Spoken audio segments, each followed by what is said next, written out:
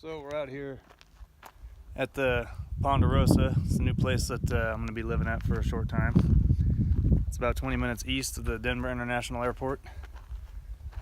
Just got here. UD's RV in the background there. That's where he's going to be living eventually. But yeah, pretty cool place around here.